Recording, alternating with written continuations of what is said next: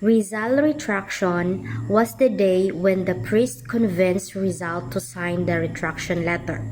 Before his execution in Bagumbayan and return of Catholic Church allowed Rizal to marry Josephine Brooklyn and dead as a Catholic. The author of the letter was Dr. Jose Rizal.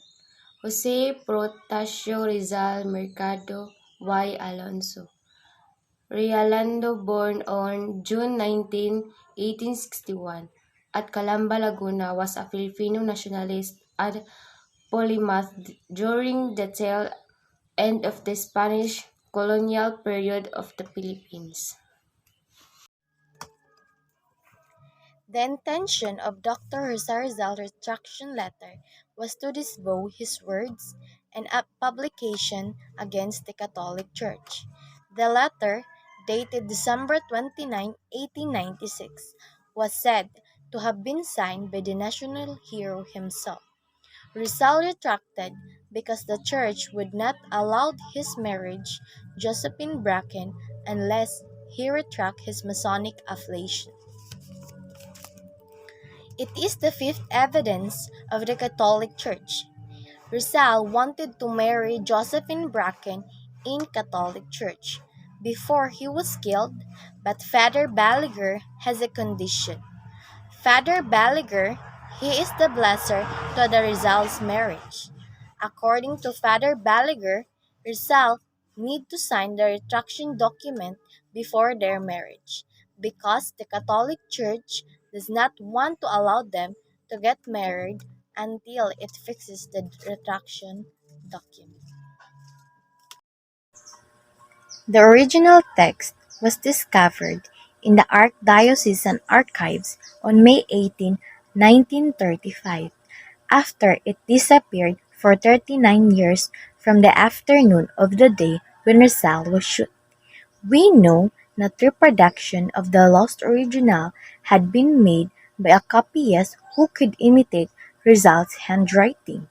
This fact is revealed by Father Balaguer himself, who in this letter to his former superior, Father Pio Pai, in 1910, said that he had received an exact copy of the retraction written and signed by Rizal.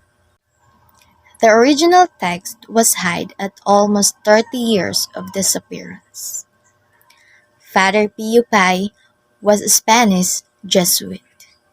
In his declaration said, on his return to our house from Fort Santiago, and while Rizal was being led to the place of execution, Father Balaguer handed over to me the said document. And after making a copy thereof for our archives, that same morning I brought it myself to the Archbishop when I visited in his palace. Father P's copy of Rizal's retraction has the same text as that of Father Balaguer's exact copy but follows the paragraphing of the text of Rizal's retraction in Manila newspaper. Regarding the original text, no one claimed to have sent it except the publisher of La Voz Espanola. That newspaper reported still more. We have seen and read his Rizal's own handwriting retraction which one sent into our dear venerable Archbishop. The evidence of Rizal retraction. Retraction letter. The written in this letter says, I declare myself as a Catholic, and in this letter, religion in which I was born and educated. I wish to live and to die. I retract with all my heart whatever in my words, writing and publication, and conduct has been contrary to my character as a son of the Catholic Church, and the Rizal actually signed it. Father Vicente Balaguer, the eyewitness of the retraction of Jose Rizal, and Father Balaguer testified that Rizal married to Josephine on December 30 at 6 o'clock in the morning. And according to Father Balaguer testimony, Thou Rizal woke up several times and have confession, attended the Mass and take the communion, and pray the Holy Rosary for 4 times. De la Imitation de Cristo. Rizal dedicate a Catholic devotion book, De la Imitation de Cristo, written by Thomas A. Kempis to Josephine. The dedication read as follows: To my dear and happy wife Josephine. Letters say that to see Rizal called Josephine as a wife, so marriage is legal. Juan del Fresno at Eloy Maurid, they are the offer and the actual sign, the retraction letter of Jose Rizal. Padre Jose Villaclara and Padre Stanislaw March, they are the Jesuits that come for the cell of Jose Rizal.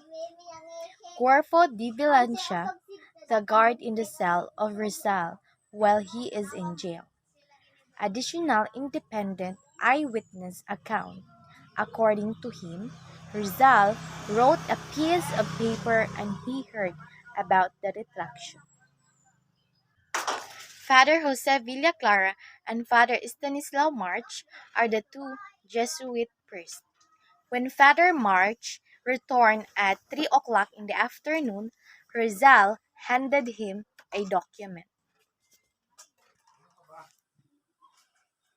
Corpo de Vigilancia was discovered and examined.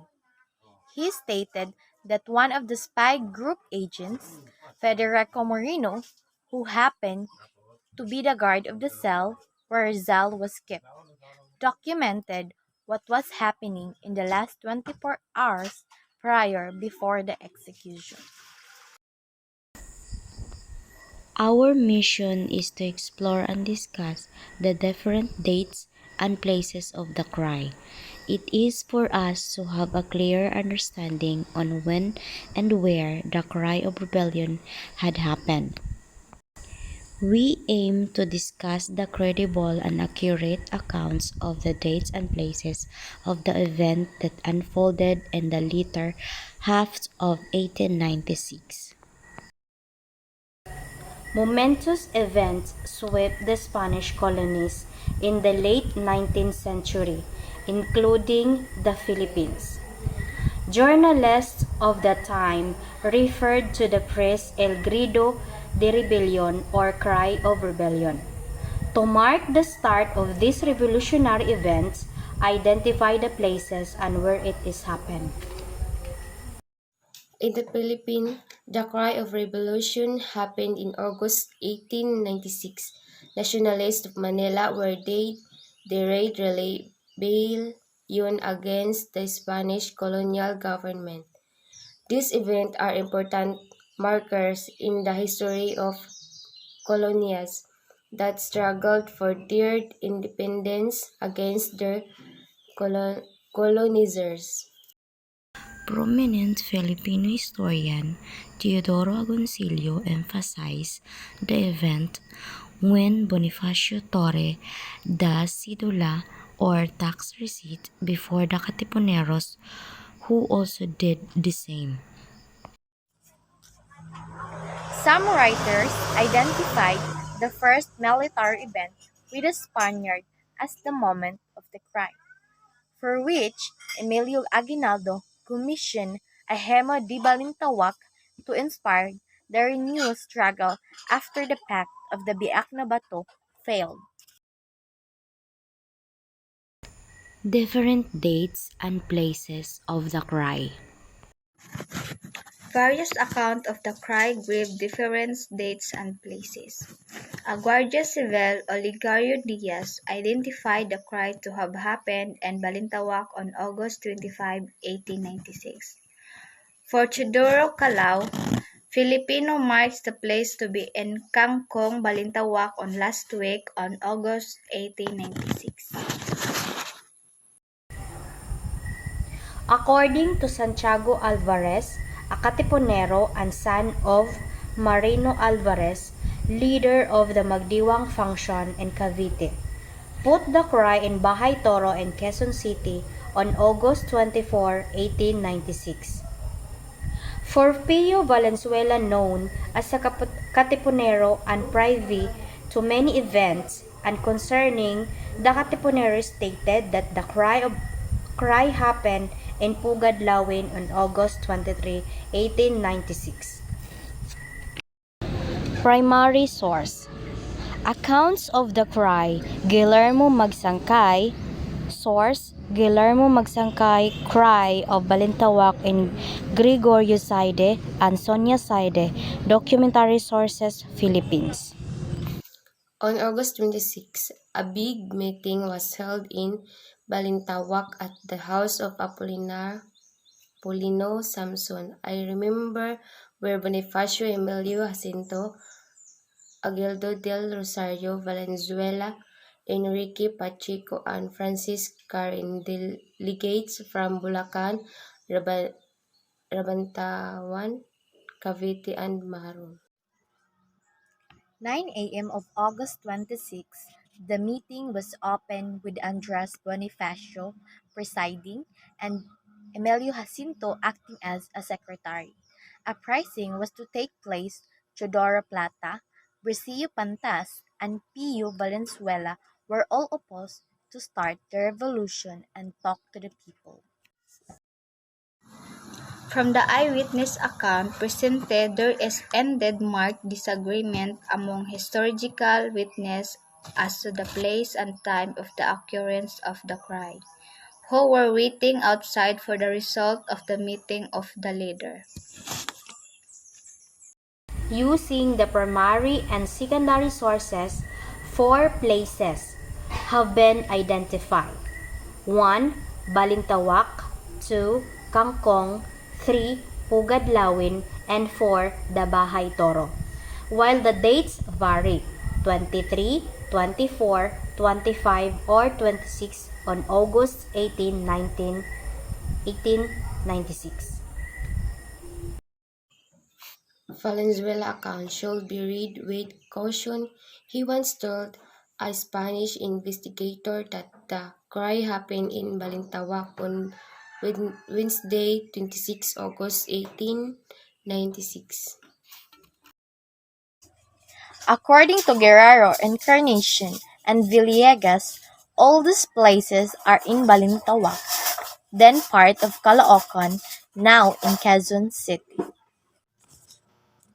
As for the dates, Bonifacio and his troops may have been moving from one place to another to avoid being located by the Spanish government, which could explain why there are several accounts of the cry.